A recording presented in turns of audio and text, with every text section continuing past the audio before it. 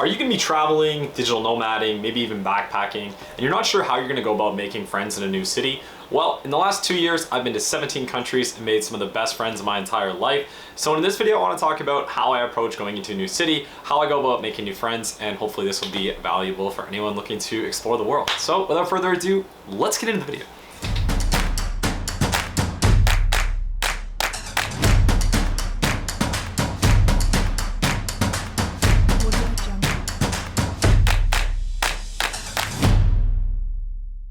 Wow, my hair is looking vibey. Hot girl summer is here.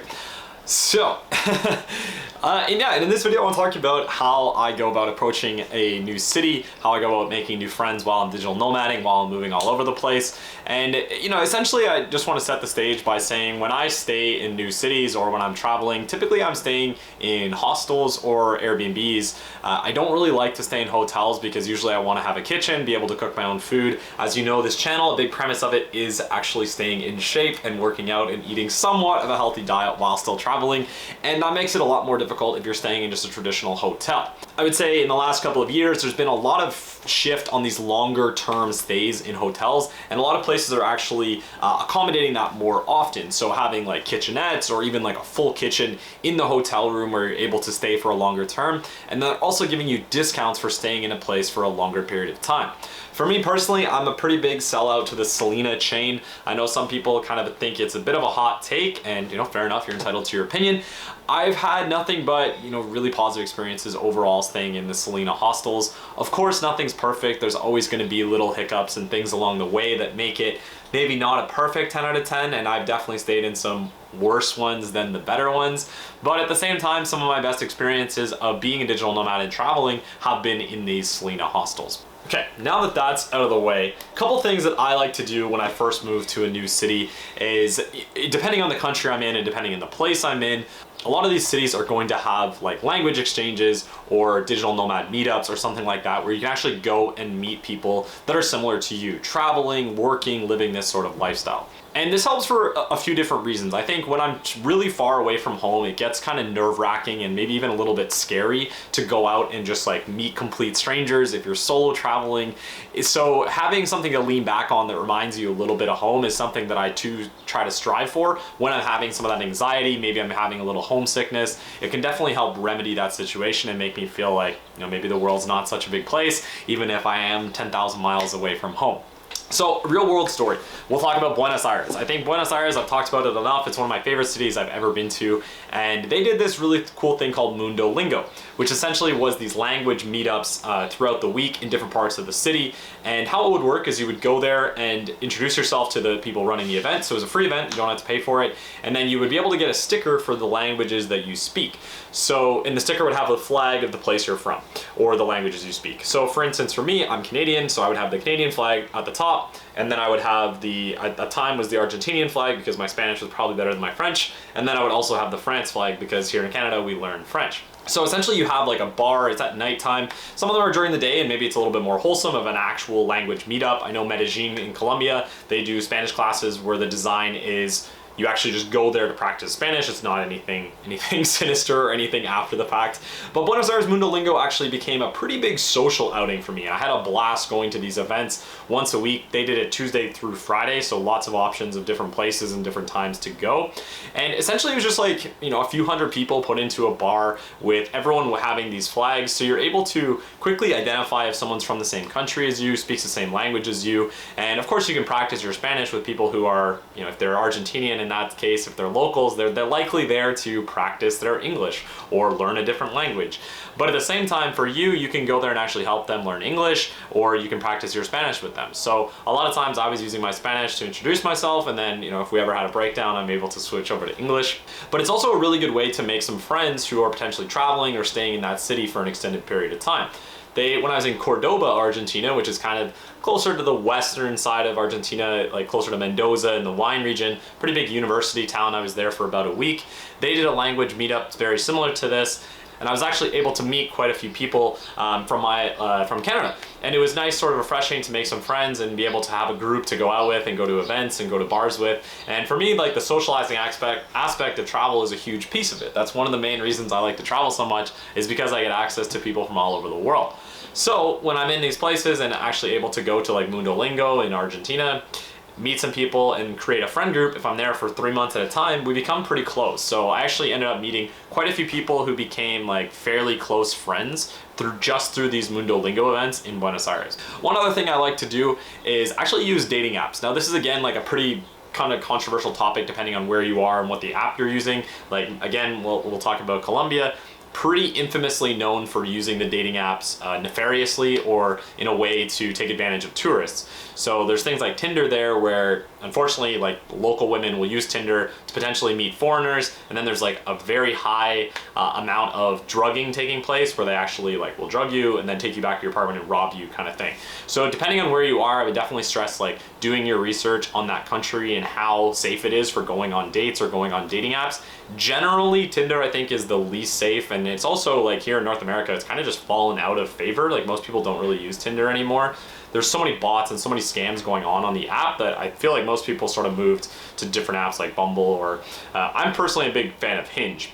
Now I do want to actually talk about Hinge specifically for traveling and not necessarily just to meet like, you know, women or meet men or whatever your take is. It's also like a really valuable asset to just meet people and socialize in that language you're from. So Hinge is kind of interesting in the fact that it's actually not available on most app stores outside of North America, and I believe just USA and Canada. So this does a couple of things. First of all, you know, if you're in Latin America, let's say when I was in Colombia, if I'm on Hinge, anyone who has that app downloaded on their phone must have downloaded it when they were in USA or Canada. So this could be essentially one of two scenarios. Someone who is not a local, so a tourist or a digital nomad or an expat who is from home and is living there now, or it is someone who's a local and has actually traveled to the US or traveled to Canada, downloaded while we're there, and then has came home. Either way, in those scenarios, I think you're a little bit better off than just kind of rolling the dice with a Tinder date. And, you know, for instance, I'll give you another example. When I was, again, in Buenos Aires, I met a girl off of Hinge. We ended up not really vibing. There wasn't a lot of, like, chemistry between the two of us, but we became super, super close friends. And I was traveling with her for almost 3 months. We went to Uruguay together, we took ferries, we went out for drinks, we went out for to Lingo together, we went to digital nomad meetups. So there's a lot of, you know, you don't have to just meet people and then exclusively like date them. You can, you know, just like you do at home, you can actually become friends with these people if you vibe in more of a platonic way versus a romantic way. So my advice is, you know, outside of just the dating apps and then like Lingo events, is typically just try and Google like meetups or digital nomad groups before you get to those specific cities. A lot of times they have WhatsApp groups for whatever city you're in. Like for instance, when I was in BA, again, I had a group called the Canucks in BA, which is Canadians living in Buenos Aires. So pretty niche group, but at the same time, you know, we ran a lot of events together. We got to go out for dinner, we got to go for drinks, we got to meet up with other friends and create this environment where we're actually like able to socialize, able to speak English, and able to feel a little bit like home despite being so far away. So after that, whichever city I was in, I was always Googling, you know, Lima digital nomads or Medellin digital nomads, Mexico City digital nomads. So you can always find groups like this if you're actually being proactive and going out and meeting people. So now that we've talked about kind of like the technology way of meeting people with dating apps or using these WhatsApp groups, I also want to talk about just like good old fashioned networking, which I typically like to do as well. So I wouldn't recommend doing just one of these things. Like if you're staying in a long period of time in one place, you got to be proactive. You got to go out there and get it. If you're trying to meet people and make some friends, you have to be proactive. So one of the things I like to do is go to hostels or stay in hostels while I'm there. So another reference, let's talk about when I was in Porto, Portugal last summer. So I lived in Portugal last summer and I started my trip in Porto and I stayed at the Salina there, and it was this gorgeous, gorgeous Salina hostel with kind of like a big patio courtyard in the middle with a bar and picnic tables and a restaurant, and then all the hotel rooms, or all the hostel rooms, excuse me, were around the outside of it looking into this courtyard. And it was a very, very social dynamic there. So while I was there, I was able to meet people just like chatting them up at the bar, sitting down at their table, and just able to meet them really, really easily. That's kind of like my advice, is either go to these co-working events, go to a Salina hostel, socialize, put yourself out there and try and meet as many people as you can. Get their contact number, get their Instagram, stay in touch, try and schedule some events that are gonna let you, you know, get yourself out of your comfort zone, try and meet some new people, and just constantly be working at it. If someone seems cool at the gym, someone seems cool at a bar, you know, chat them up, try and make some friends. You know, if you're staying in a hostel, if you're at a hostel bar, if you're working from a hostel, as long as they're not like clearly working, you know, if it's after hours, they're having a pint at the bar, they're sitting at a table with people, most people are going to be extremely receptive and sociable to you just like saying, hello, I'm by myself, do you mind if I join you guys? And then just sitting down and having a pint, and then you make some friends. It's, you know, it's a little uncomfortable after you do it the first few times. I think those nerves kind of go away, but ultimately I think that's one of the best ways to organically meet people is in co-working spaces, in hostels, ideally a co-working space that has like a bar. And not that I'm a massive proponent for drinking all the time, but it is an important part of why I travel. I love to do it. And it also just conduces public meeting people, I believe. Like, it's just something about being in a pub, having a pint beside someone else at a bar that just naturally makes people want to communicate. Maybe it's just the nerves taking off, I don't really know, but it seems to work pretty well for me so far. So that pretty much is gonna be the video. I hope this was useful to understand like my approach to meeting people and solo traveling and how to make friends. And ultimately it comes down to just like staying in touch and really putting in the work. You may have to have the heavy load in the friendship and maybe pretty one directional, but putting yourself out there and making these larger friend groups is how you get less uncomfortable going out, how you go to new places, how you find out about cool events going on. And then you're, you know, once you have a group of like 10, 15 people, then you become the person organizing this, then you have a group chat, and this is like just, you know, the planting the seeds that eventually come flowers. So I think that that's what kind of my approach to it. So hope this video was useful. If it was, feel free to leave a like or comment in the section below. Always helps the algorithm. But that is going to be it for this, and we'll see you in the next one. As always, my name's Alex. Welcome back to the Lifting Nomad. Peace.